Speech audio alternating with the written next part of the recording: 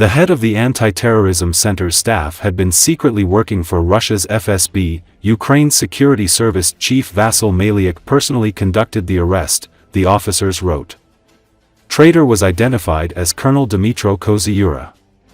The Ukraine Security Service documented 14 instances of the high-ranking official's illegal activities.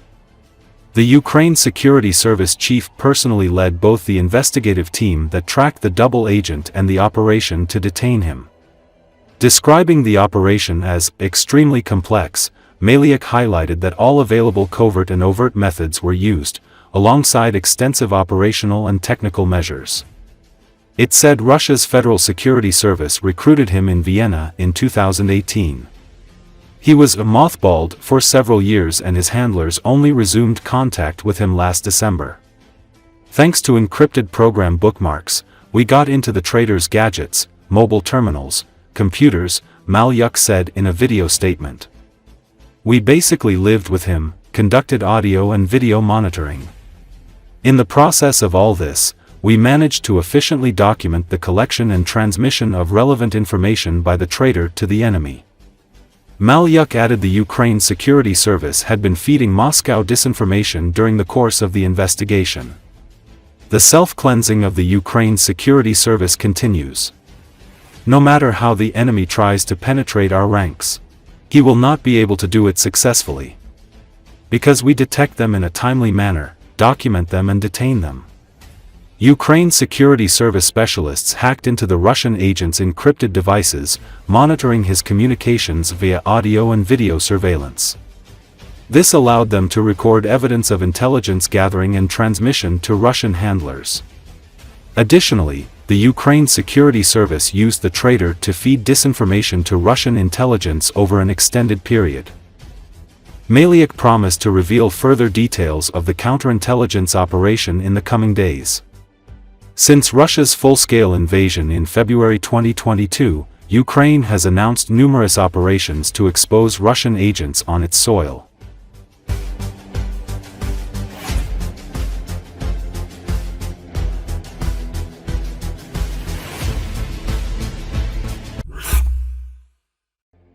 One person was killed and 4 were injured by a Russian overnight strike on a Kiev office block, part of a wave of drone and missile attacks that hit 11 regions across Ukraine. According to Associated Press, Russia fired 7 ballistic missiles and 127 Shahid and other decoy drones at 11 Ukrainian regions overnight Tuesday to Wednesday, according to the Ukrainian Air Force. Air defenses intercepted 6 missiles and 71 drones, while 40 drones were jammed, the Air Force said. In Kyiv, multiple loud explosions were heard. Ukraine's emergency service said at least 3 capital districts came under attack. Associated Press reporters at the scene in Obolonsky district, where 1 person was killed and 4 more injured, saw 2 office buildings heavily damaged, with debris and glass shards littering the area. The body of a man lay on the ground next to one of the buildings. There was an alarm and then, after the alarm started, the explosion started, said Hryhorij Danilovic, who works at a dry cleaning service that was destroyed in the attack. There were 3 explosions. I even felt them in the apartment, because the bed moved from one place to another and the dog started to bark, he said.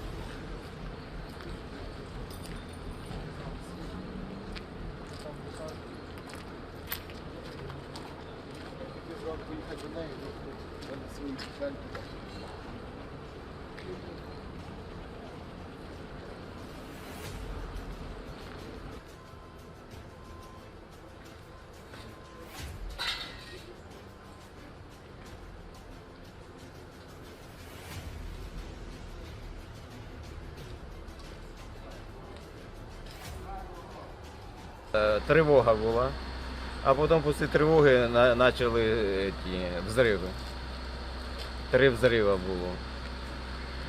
Я в квартирі навіть ощущав, що, тому що кровать передвинулася з одного місця в друге, і собака почала себе вести. І тут воно такий взрив був, що десь тут рядом. І подзвонили мені директору, що в нас хімчистку попало.